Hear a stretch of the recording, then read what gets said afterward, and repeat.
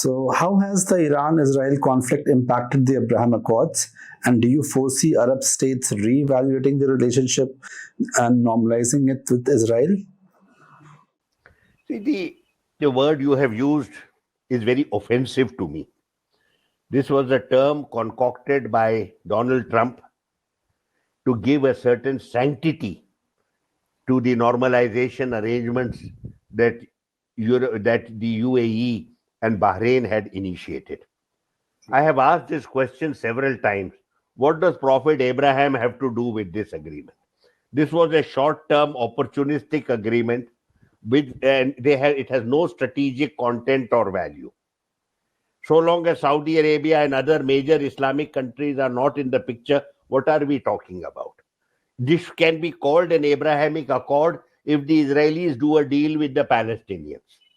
As of now, what has this so-called normalization achieved? UAE already had substantial ties with the Israelis. Many of the Israelis with whom it deals have dual passports and have been visiting UAE for some time.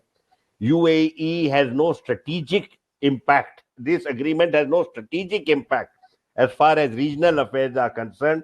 What it does is that it has given a certain framework for regional economic cooperation and technological cooperation. This is UAE's right, and they are pursuing it. Not a single country after that has come forward. Even Morocco, that was supposed to have normalized in the year 2020, actually downgraded its relations and has focused only on having the civil aviation connection. In the case of Sudan, the Americans were particularly opportunistic. They promised Sudan a $1 billion development assistance. They also removed Sudan from the list of countries that support terrorism. But within a few months, the democratic process was ended by the armed forces, and Sudan has plunged into civil conflict. There has been no positive impact whatsoever as far as that relationship is concerned, and now nobody talks about it either. So not a single other country. There has been a lot of effort. Our Americans and Israelis have not given up. Their whole purpose is somehow to integrate Israel with West Asian security framework without any accommodation of Palestinian aspirations. I think the war that we have seen, which is still ongoing, has made it very clear that you have to address the Palestinian issue. As far as the Israelis are concerned, they believe that killing Palestinians from time to time is the solution to the problem. But now they are upping the ante. You are listening to talk of genocide. You are listening to talk of ethnic cleansing, depopulation of these occupied territories. These are some horrendous plans that are being encouraged by the extreme right wing in Israel.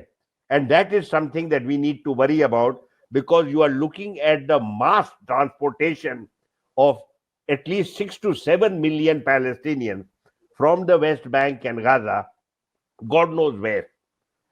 This is ironic for a people who had in the Holocaust 6 million of them killed, are today talking about the depopulation from their home of nearly the same number, 6 to 7 million.